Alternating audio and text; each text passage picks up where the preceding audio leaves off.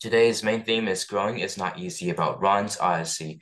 In Harry Potter, we see many people grow, such as Neville, who went from a little boy who couldn't do much to the student leader of Dumbledore's army after Harry left.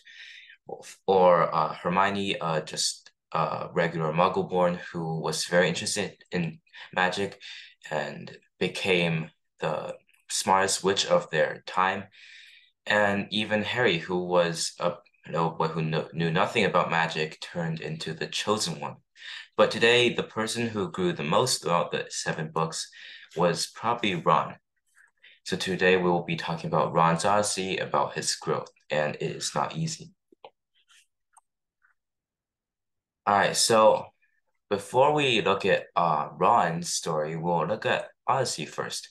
The Odyssey is epic by the Homer. That's where the term originally came from.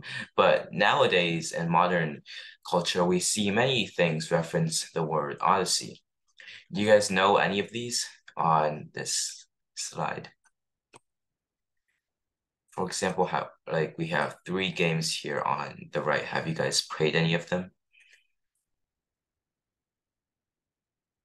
Okay. Well, Mario. yeah, for example, we can see Super Mario Odyssey, and I think it's very reasonable for them to use that term Why because, is Starbucks there? yeah, we'll get to that later. Because you may think Starbucks has no connection to the Odyssey at all, but we will get to that. First, let's look at the games. Super Mario Odyssey is very similar to the Epic because it features a hero going to save their wife, or well, not for Mario because Mario technically hasn't married Peach yet, but it's about like a very long journey in which they counter a lot of things. And that's also a main part of Super Mario. We see him going from places places to places and clearing out the stages. That's like the whole point of the game. Assassin's Creed Odyssey is also one of the similar type of game, and it's also actually based on ancient Greece. As you can see back there, there's a temple and a statue of a god. The makers really tried to make a replica of Greece at the time. One Piece of Odyssey is another game. It's also about like going around and a very long journey. That's what most of these games are because they contain the word Odyssey. Now, this car, do you guys know what company made this car? It's it says here. What logo is that?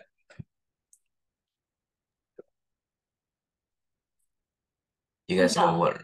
Yeah, that's Honda. Honda. Honda's Odyssey car. Yeah, maybe it's because the car was meant to travel long distances, but I guess they have reason for that.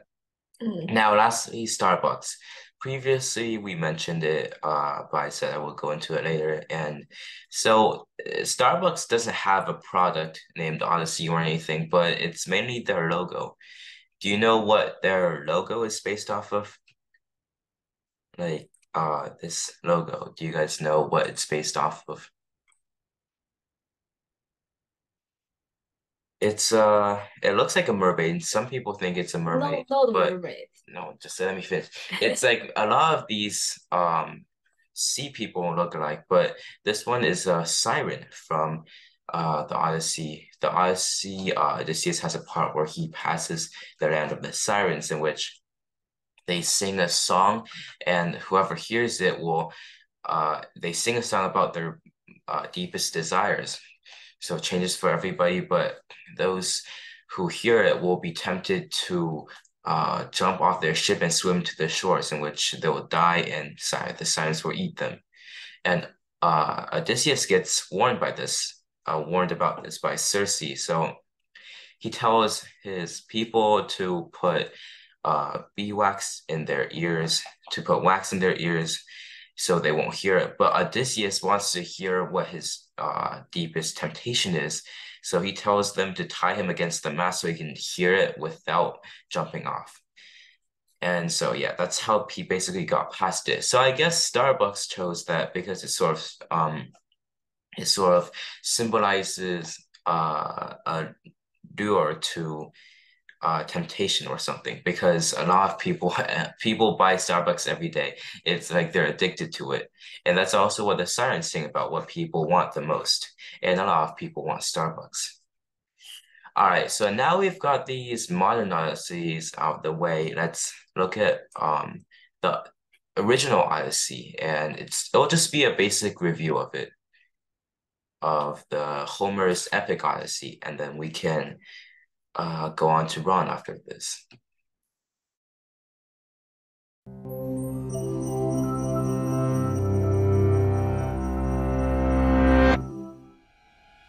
A close encounter with a man-eating giant, a sorceress who turns men into pigs, a long-lost king taking back his throne. On their own, any of these make great stories, but each is just one episode in the Odyssey, a 12,000-line poem spanning years of ancient Greek history, myth, and legend. How do we make sense of such a massive text that comes from and tells of a world so far away? The fact that we can read the Odyssey at all is pretty incredible, as it was composed before the Greek alphabet appeared in the 8th century BCE. It was made for listeners rather than readers, and was performed by oral poets called rhapsodes. Tradition identifies its author as a blind man named Homer, but no one definitively knows whether he was real or legendary. The earliest mentions of him occur centuries after his era, and the poems attributed to him seem to have been changed and rearranged many times by multiple authors before finally being written down in their current form.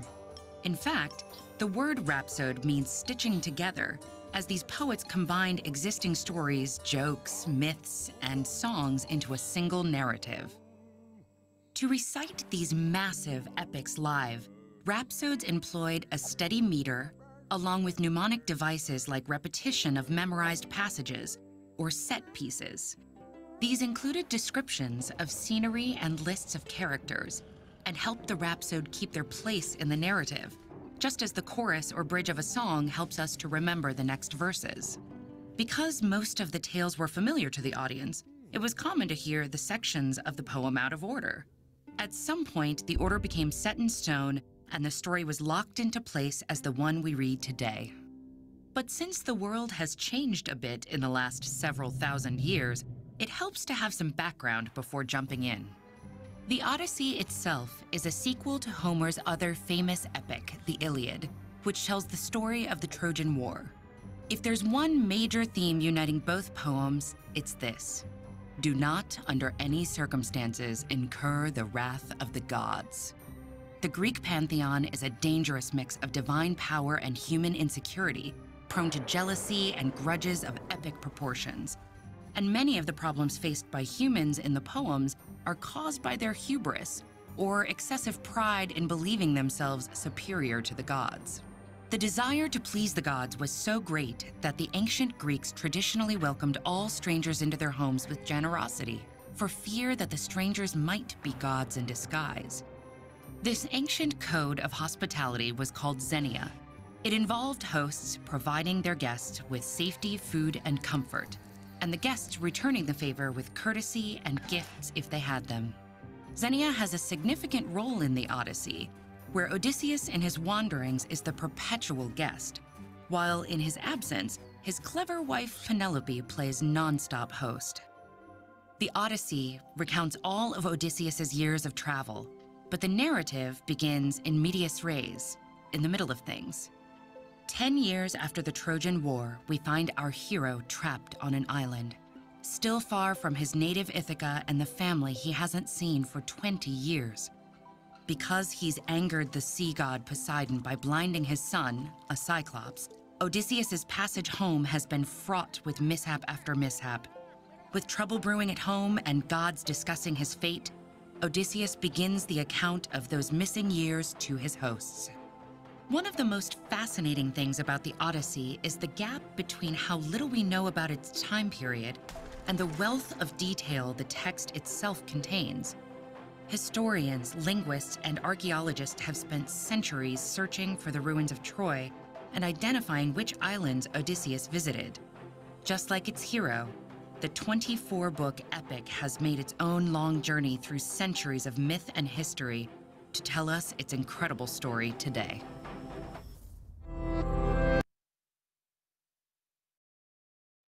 Right, so I guess they didn't really talk about the story of the Odysseys that much, so I'll go through it a bit.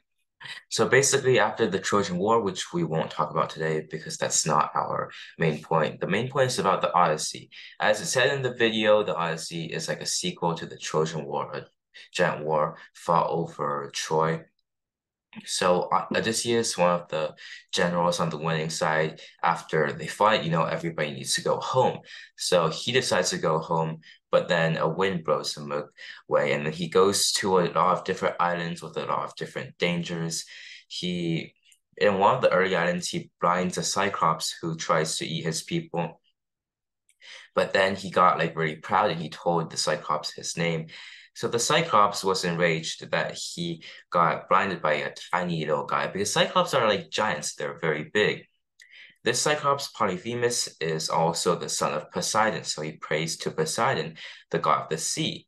And it proved that it was a really bad choice for Odysseus to blind Polyphemus because in order to go back home, he needs to sail back on his ship.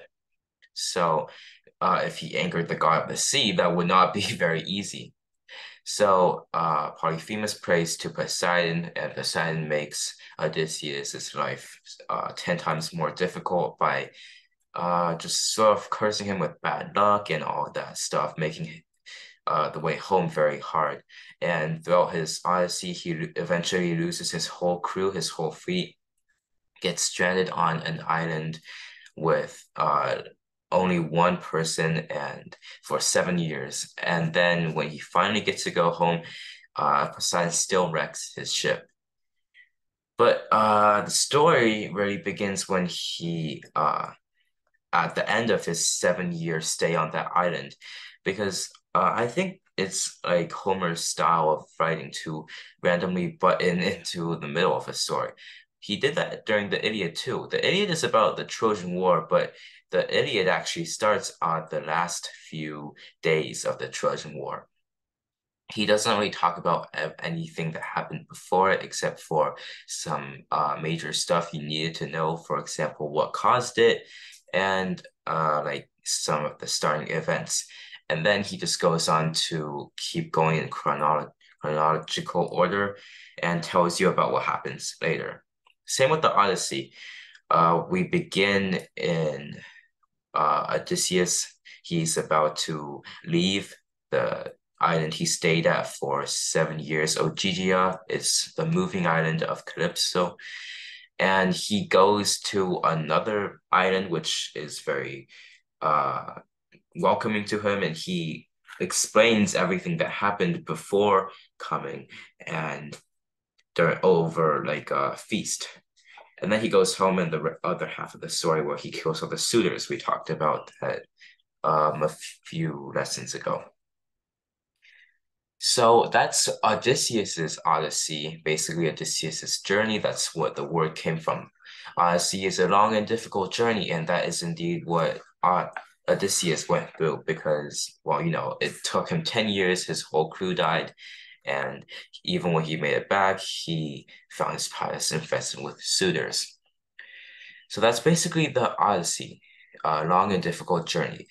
But of course, not all Odysseys are about going around on the sea and hopping from island to island. Sometimes it's also a long and difficult journey about growth. Uh, for example, Ron. All right. So before we begin, what key characteristics do you guys think Ron has? Like, who is Ron? Can you guys describe him?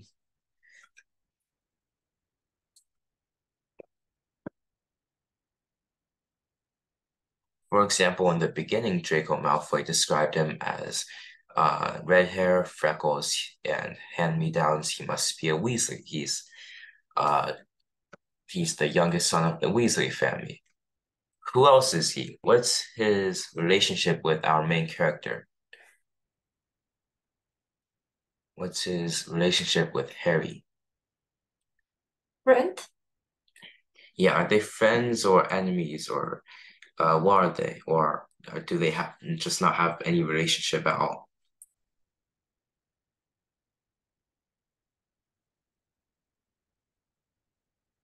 Okay, Yeah, let's he move on. is the best friend of Harry Potter, and he is also the boyfriend of Hermione. That's like their the golden trio. So if you haven't noticed, it always says youngest boy of Weasley's family, friend of Harry Potter, boyfriend of Hermione, showing that he is always in someone else's shadows. As the youngest child of the Weasley family, he has Bill, Charlie, Percy. He has like five or so older brothers, which uh go in different aspects. Like they're all great in the different aspects. So no matter how hard Ron tries in any of these, he thinks he'll always be in their shadow. He is also the best friend of Harry Potter, the chosen one. So Harry's way is like very popular. Everybody knows him. He's very famous, and Ron just feels like a nobody next to him.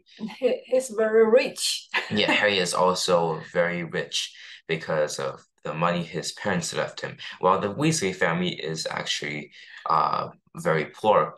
Because Yeah, there are they have seven too much kids. children to support. He's also the boyfriend of Hermione, which didn't happen until the very last time because his jealousy to both Harry and Hermione was like caused a lot of conflict in between them. Hermione was a very smart witch from the beginning all the way to the end. She knew way more spells than anything. And last time we talked about her and how she was, very prepared for everything that happened in the seventh book. So this is basically what Ron is, or at least what he thinks he is, because he always thought that he was always in somebody else's shadow, even if it's like his older brothers, his best friend, or Hermione, the who is like Hermione is actually way smarter than almost everybody at the time. So everybody could feel inferior to her.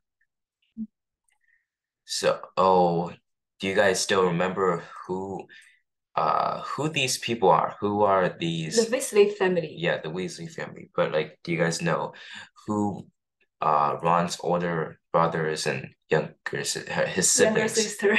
Yeah, who are his siblings and what do they do?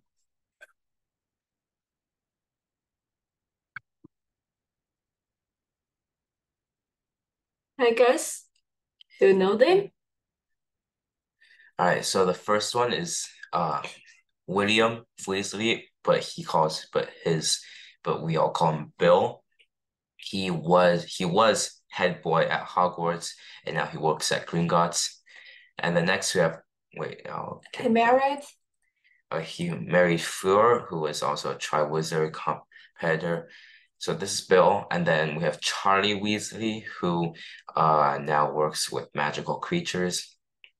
He was the Quidditch captain back when he was at Hogwarts. Next we have Percy, who is a prefect and head boy. He is also very smart, but a lot of people think he's actually very annoying. Of course, he made up for it in the last book. And we also have Fred and George.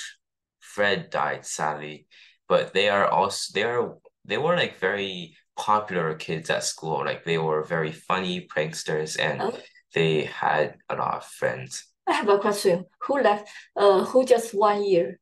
What? 1 year? Oh yeah, George is the one whose Oh, ear got cut off, and Fred is the one that died. So it's like none of them made it out unscathed. And now we have Ron. So now if we look at all these accomplishments, head boy and prefect, Quidditch captain, head boy and prefect again, also with very good grades and also very popular. So I think no matter what Ron tries to do, he always feels like he's inferior to them because they have already done the and best at their job. yeah, as younger sister Yeah, and yeah. only Also, girl. yeah, Mommy's his younger favorite sister is I Ginny, love it. and Ginny is also Molly Weasley's favorite. Also, if you notice here, this is first generation, which refers to them, and Weasley siblings are outlined in yellow. And I guess Harry is considered to be a sibling to them because he didn't have parents, so the Weasley family treated them as one of their own. That's a very cool Harry fun saved fact. the family 4 times. Yeah. So if you guys came to the Pettigrew talk when I talked about whether bad guys deserve a second chance and Peter Pettigrew, Peter wasn't able to kill Harry because Harry saved his life. And in the wizarding world, when a wizard saves another wizard's life, they have like a magical bond in between them. And Harry saved almost half the Weasley's family's life. Yeah. Do you guys know who he saved and what situation? Like I think this was also mentioned in the fifth book. You can raise up. Yeah. Raise your hand if you know who he has saved. Or you could type it in the chat if you don't want to talk. And I'll just read it. For example, if we look at the second book, what was the second book about? Do any of you guys know what the second book of Harry Potter was about? Still, second book. I forgot. Second book, Chamber of Secrets. So when the Chamber of Secrets was opened, Harry saved Ginny from Tom Riddle or just the diary and the basilisk.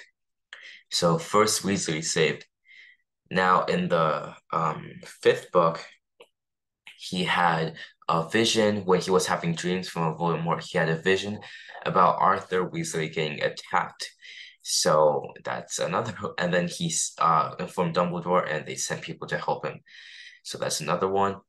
And then in the sixth book, The Half-Blood Prince, Ron accidentally ate chocolate cauldrons with love potion in them, and he took him to Slughorn's office to drink an antidote. And then after that, things were going fine until Slughorn gave him a bottle of wine in which he was supposed to give to Dumbledore, and the wine was actually spiked with poison by Draco Malfoy. And then Harry saves him by shoving that being it's like a cure for poison down his throat. The one he used a bit earlier during potions class. And now in the final book, after Marty Weasley just killed Bellatrix, we talked about this last time too. Voldemort was very mad because that was his most loyal follower that she just killed. He was about to send a fatal curse to her, and then Harry put up a protection spell, Protego, and basically blocked all of it, and he revealed himself. All right, so that's 4 of the Weasleys he saved, and that's basically that's basically half the family. So he is very much magically bound to the Weasleys now. All right, and also yeah, so Molly Weasley treats Harry better than most of her children because, and also I guess Ron isn't that special, so she didn't really pay that much attention and didn't care about Ron as much. So this is like a small meme, So about cute how book first. yeah, about how she treats Harry vs how she treats Ron.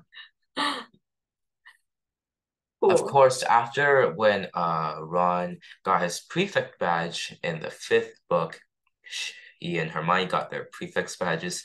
She actually noticed him and bought him a clean sweep, the new clean sweep broom for Quidditch. So she actually shows some of her motherly love for Ron when he actually did something good. Right, so but then Ron actually gets to step out of his brother's shadow for once because he got to be prefect too. So I guess he was really happy when that happened. But of course, none of them expected it. All of them thought that Harry would be prefect instead of him. All right, so Ron Weasley has a lot of pressure from both his friends and his family. So I talked about this earlier, where all of his older siblings are better than him in some way, and his younger sister, the only one that's younger than him, is more loved than him.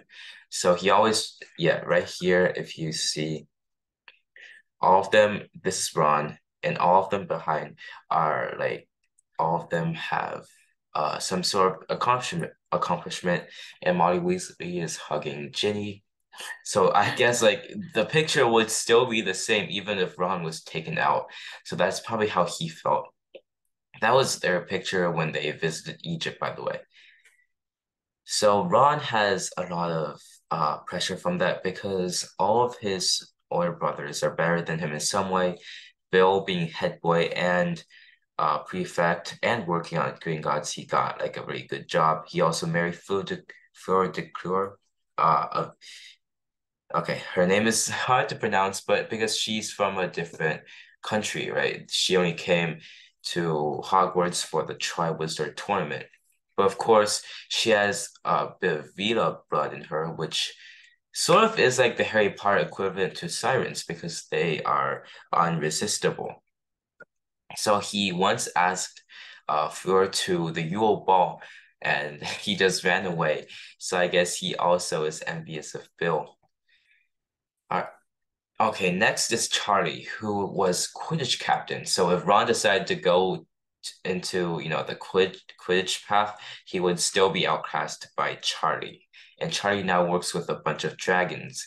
He's very interested in magical creatures.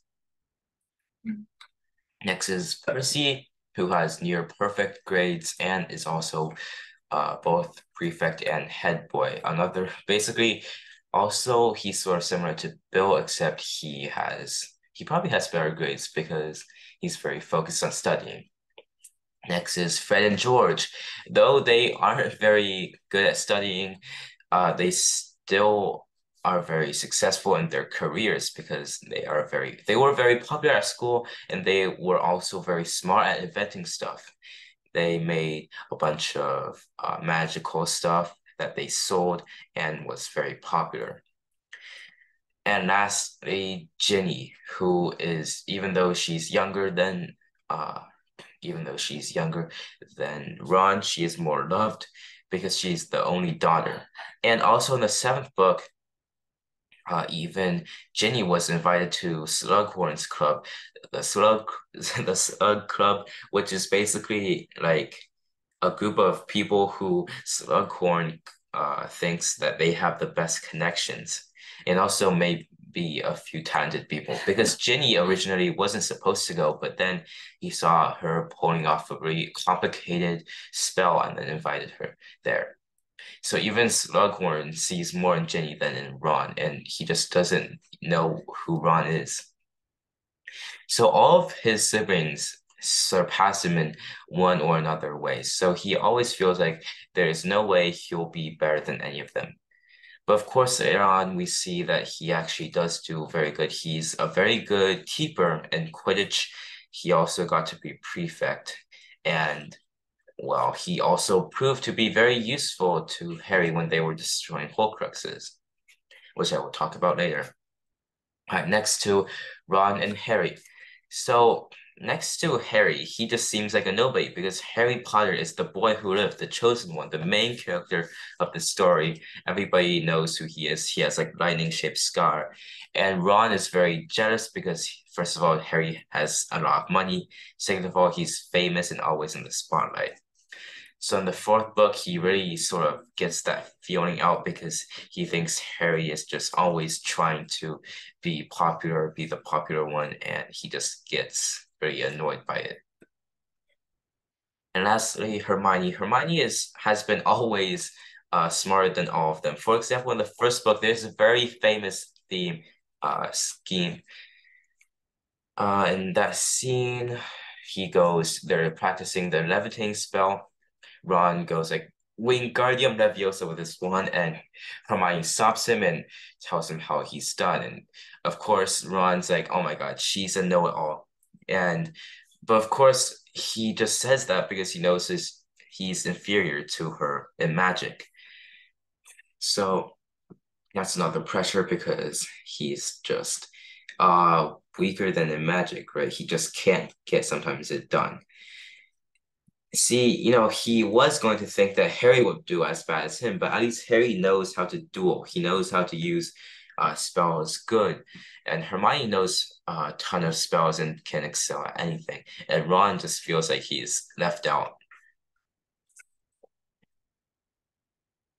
All right, so now let's watch a clip in which he shows that okay, right now in this clip he plays keeper and he gets really excited because he's doing so good because he has actually never surpassed his brothers before, and right now he feels like he's doing it. So let's watch Liquid Luck. It's scene from Harry Potter and the Half-Blood Prince.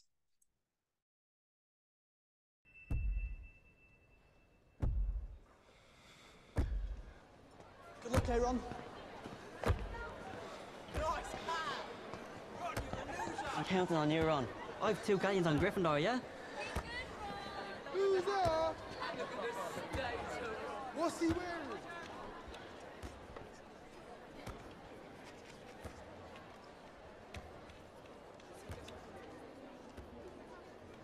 So how was it then? How was what? Your dinner party? Pretty boring, actually. Though I think Harry enjoyed dessert. Slughorn's having Christmas do, you know. And we're meant to bring someone. I expect you'll be bringing McLagan. He's in the Slug Club, isn't he? Actually, I was going to ask you. Really? Good luck today, Ron. I know you'll be brilliant. I'm resigning. After today's match, McLagan can have my spot. Have it your way. Please. Hello, everyone. You look dreadful, Ron. Is that why you put something in his cup? Is it a tonic? Liquid luck. Don't drink it, Ron.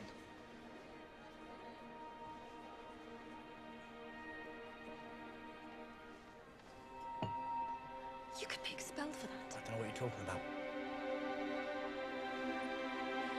Come on, Harry. We've got a game to win.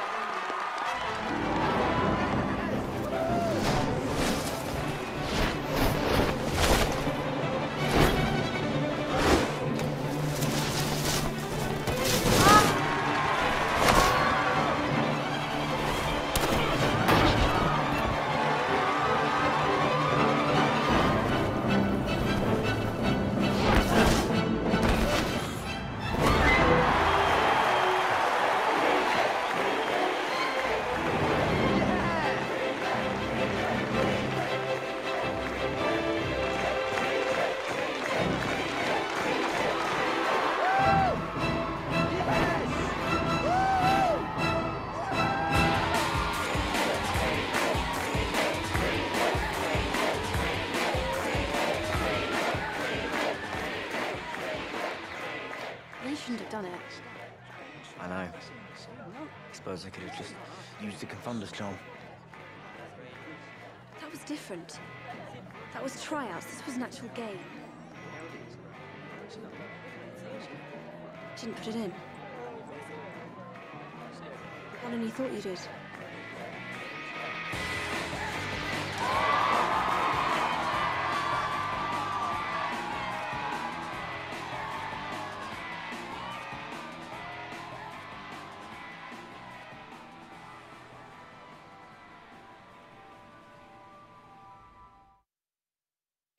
Right. So, of course, the movie leaves out a bit because in the book, Hermione leaves after she has an argument with Ron. The whole revealing that Harry Potter didn't put it in was like a whole argument for them in the book, right? In the book, so Hermione confronts both of them at the same time.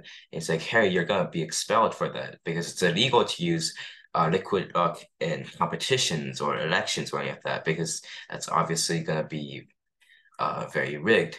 But of course, Harry then shows to her that he didn't put it in. So now Ron gets very mad at Hermione because he thinks that she couldn't have done it without liquid luck. So he gets very mad because that's the first time he actually did very good in something and he feels noticed by everyone and he feels in the spotlight. And Hermione thinks that it was all because of some potion. So they have an argument, Hermione leaves, and then they have a party. And then they argue for half the book. So that's of course a different thing between movie and book. We won't go into that much, but of course in the movie it shows that Hermione was jealous because Ron kissed Lavender, but that's not how it was in the book. In the book, it was because Ron thought that Hermione uh thought that they only won because of liquid luck and not Ron's skill. All right, so let's see what else Ron did. He destroyed Slytherin's locket when in the seventh book they were hunting for Horcruxes. They had the locket for a long time, but they couldn't find a way to destroy it because it was protected and there was only some very rare substances that can destroy it, like poisons that couldn't be countered and um, maybe spells that couldn't be canceled unless the thing gets destroyed. And those two are actually the two ways they destroyed Horcruxes. So Salazar Slytherin's locket is the first Horcrux destroyed in the seventh book. Before that, of course, Harry and Dumbledore each destroyed one, and now they're about to destroy another one. However, before this, Ron leaves because they have an argument, which we will watch in a second. And then Ron comes back using the Deluminator, which we will also talk about in a bit. And he comes back, saves Harry, who was choking because of the locket, and he fell into an ice cold lake. He saves Harry and also finds the sword of Gryffindor at the bottom of the lake, and then he breaks the locket using the sword. Now, of course, if it was just the sword of Gryffindor, even though it was Gryffindor, one of the founders' sword, it wouldn't have done anything. But if you guys remember in the second book, the sword had killed the basilisk, so it was indulged in basilisk blood and basilisk venom, which is also very deadly.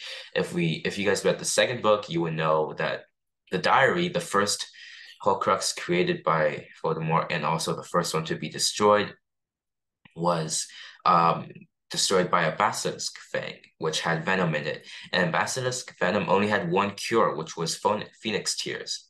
So without phoenix tears, anything, even Horcruxes with thousands of enchantments that would protect it, would still get destroyed.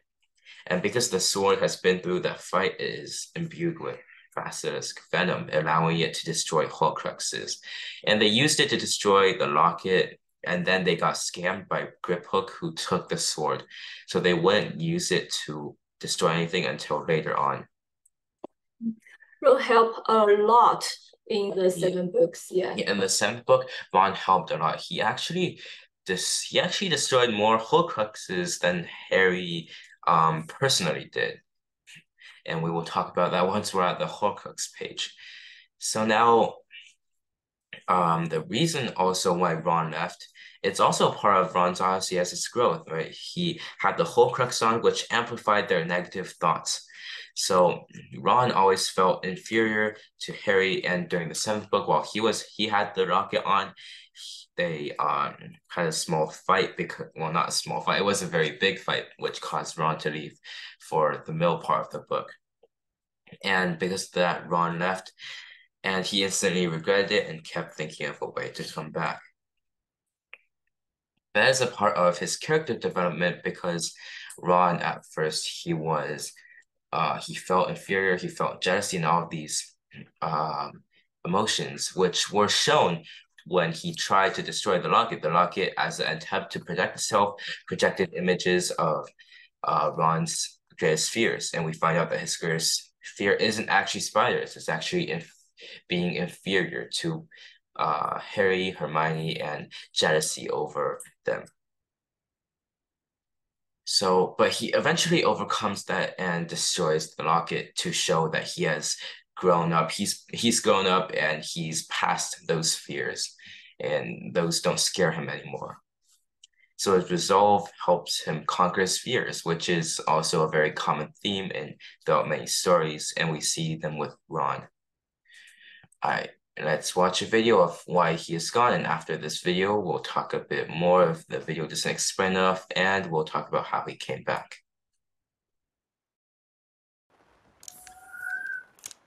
Yeah, I'm still here. But you two carry on. Don't let me spoil the fun. What's wrong? Wrong? Nothing's wrong. Not according to you, anyway. Look, if you've got something to say, don't be shy. Spit it out. All right, I'll spit it out. But don't expect me to be grateful just because now there's another damn thing we've got to find. I thought you knew what you signed up for. Yeah, I thought I did too. Well, I'm sorry, but I don't quite understand. What part of this isn't living up to your expectations? Did you think we were going to be staying in a five-star hotel, finding a Horcrux every other day?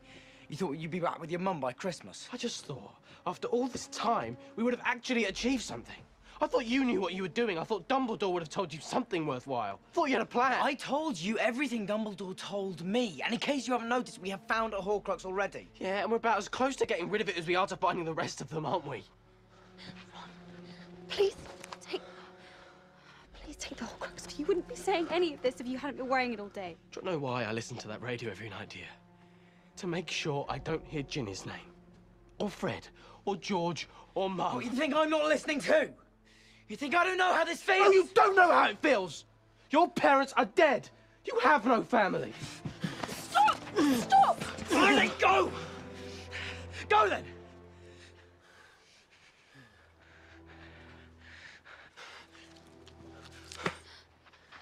Ron. And you? Are you coming or are you staying?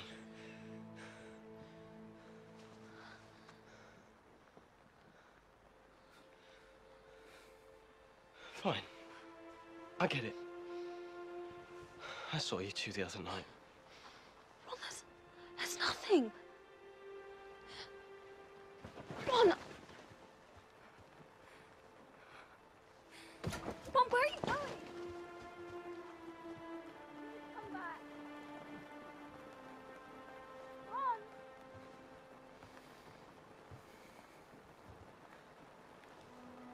Ron!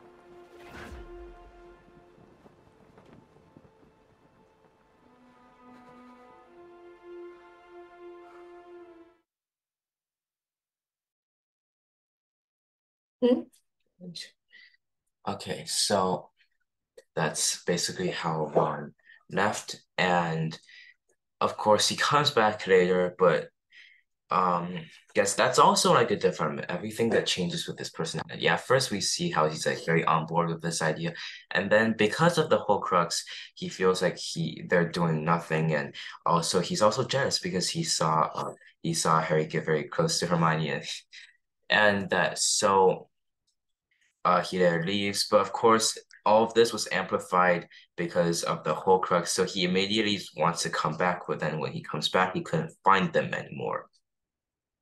So he knew that he couldn't go back to the Burrow anymore. The Burrow is where the Weasley family lives because they knew they would be very disappointed in him. So he hides at Shell Cottage where Bill and Fleur lives.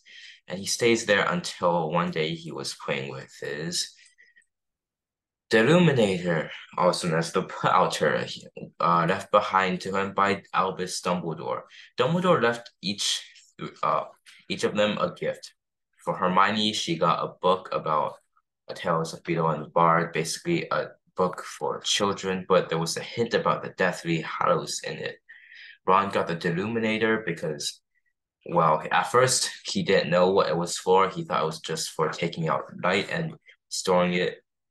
But then he later found that the Deluminator also had another use. It was also a homing device in which whenever Harry or Hermione used his name, he would know and he would know where they are and he could always go back if he regretted anything. Harry got the snitch and the Sword of Gryffindor, which he didn't actually get in the beginning because it was confiscated by the Ministry. But Harry also got the snitch he caught in the first one where he almost swallowed it because snitches have fresh memories. So they remember who touched them first. So Harry touched it with his mouth because he almost swallowed it when he caught it. But of course, he doesn't know what happens, what goes on inside the snitch until the very end when it opens and reveals the revival stone. So the Deluminator helped Ron go back, and that's how what happened. Because after a lot of time, they mentioned Ron's name when Harry breaks his wand, and he finds the Deluminator acting out, and he just separates and tries to find them.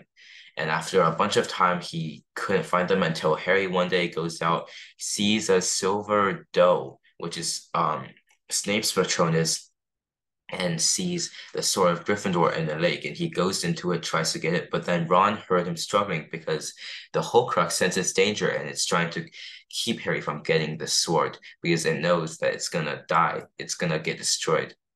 But Ron eventually saves him and they go back. Of course, Hermione was very mad at Ron for just leaving like that. She didn't care whether um, he was controlled or not. According to Harry, Hermione cried for weeks after he was gone.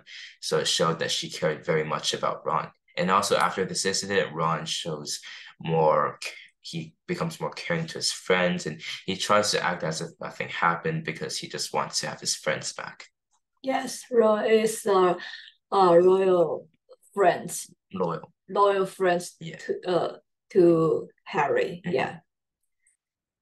All right, so now let's see these Horcruxes. Do you guys know who destroyed these Horcruxes? You can type in the chat or you could say it out loud. For example, the diary. Who destroyed the diary? Riddle's diary. Harry.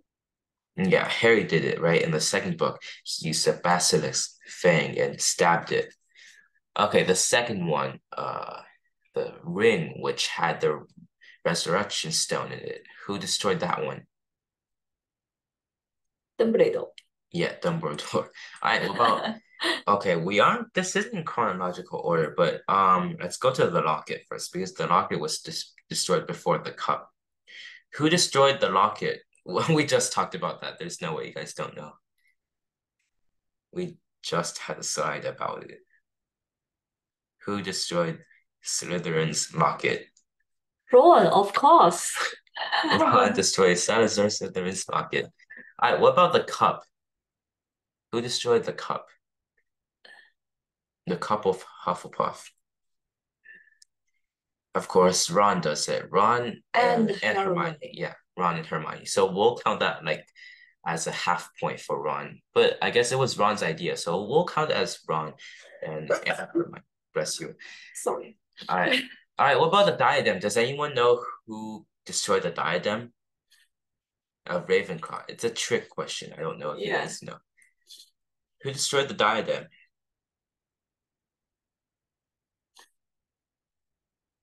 You think, wait, A Harry student from Harry destroyed it, right? Harry destroyed it, right? No, it was actually Vincent Crabbe, one of Draco Malfoy's, well, let's say his lackeys. So we also see a character development in Crabbe because in the beginning he was just one of the two less intelligent brutes that stood next to Malfoy and was his pawn. But afterwards, after all these years, Crabbe, unlike Goyle, has matured and he's learned dark magic for the worse.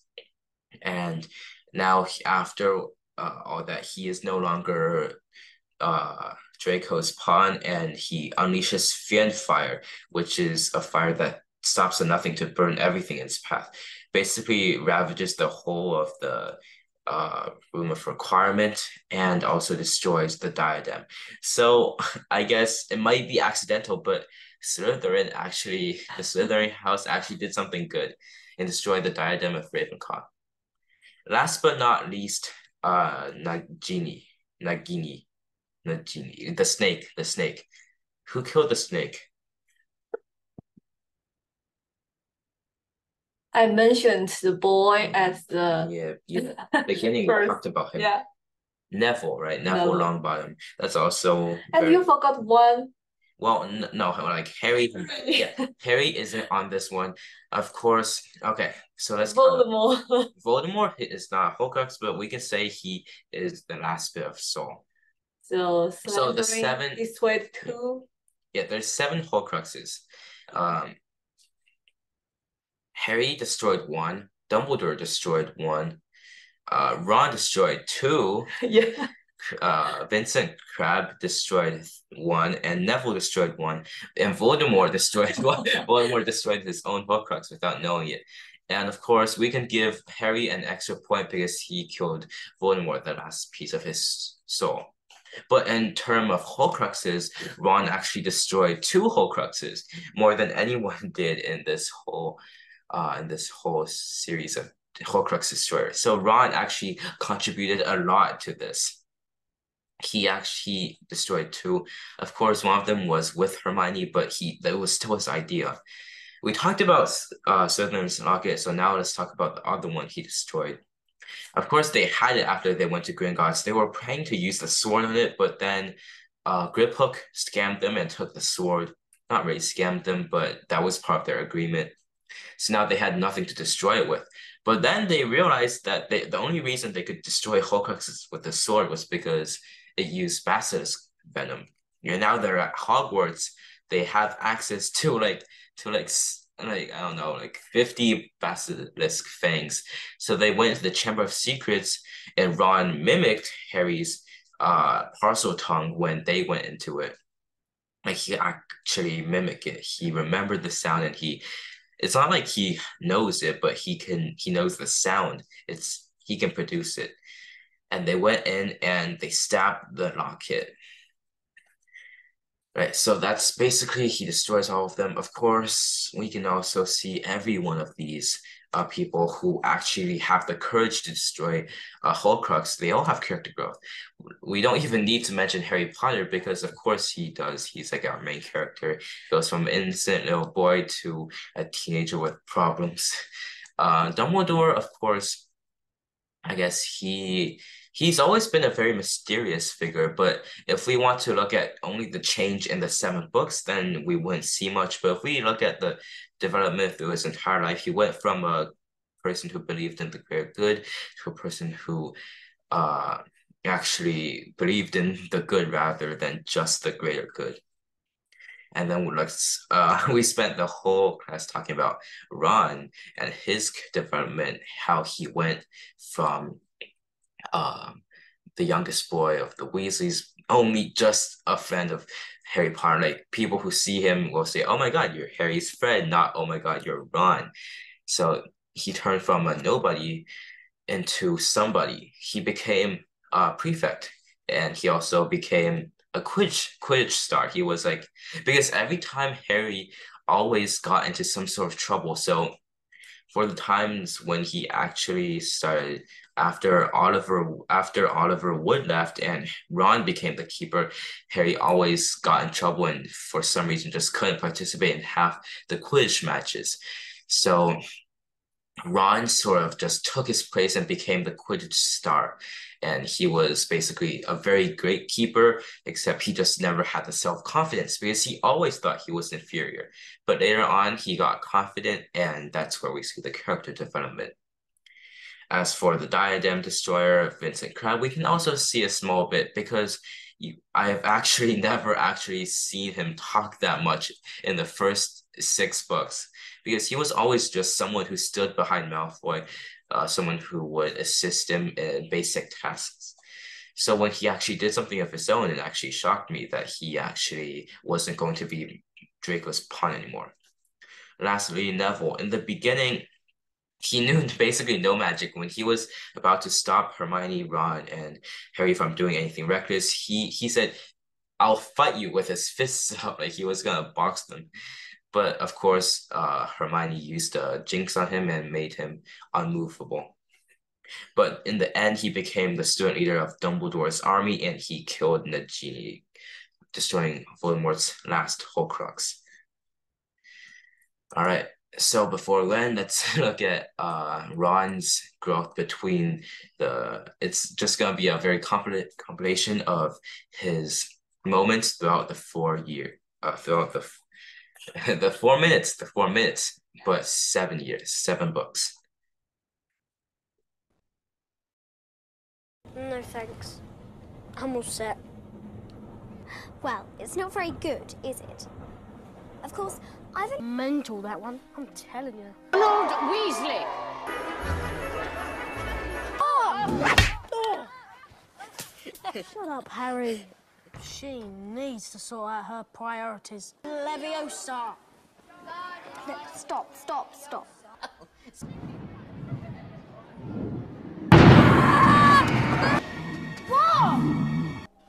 Whoa! I'm ready. Ask me any question. All right. What are the 3 most crucial ingredients in a forgetfulness potion? I forgot. And what, may I ask, do you plan to do if this comes up in the final exam?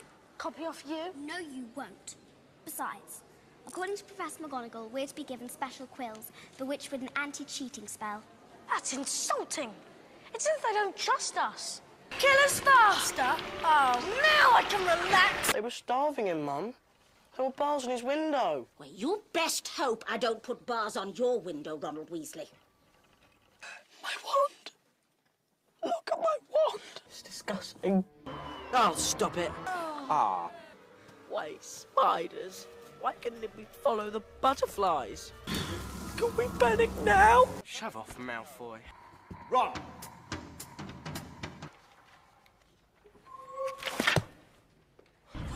Probably Neville's forgotten my password again. Hey! Oh, good man. He's got a point, you know.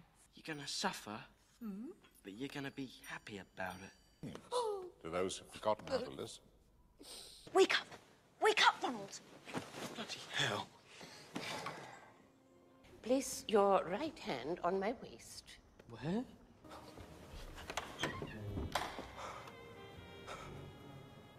What are those? No, those!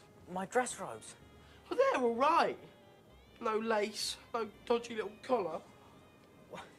Well, I expect yours are more traditional. Traditional? They're ancient. I look like my great Aunt Tessie. Smell like my great Aunt Tessie.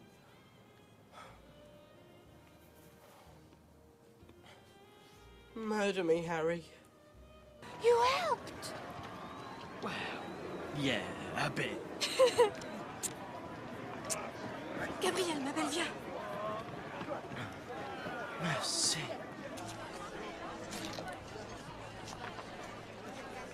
Do you ever stop eating? I'm hungry. Obviously. Lovely spot. I let her do that. How much for this? 5 galleons. How much for me? 5 galleons. I'm your brother. 10 galleons. Your best friend is missing. Oi! Turn around, you lunatic. Good to see you, Wallenby. Brilliant. What is it? The world's mental. Come on. Let's vote on it. Those in favour?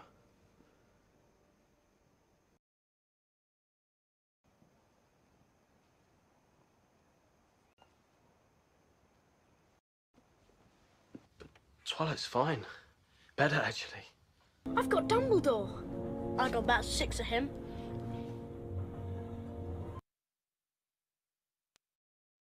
All right, so that is basically Ron's growth between the for the 7 years and summarized in 4 minutes.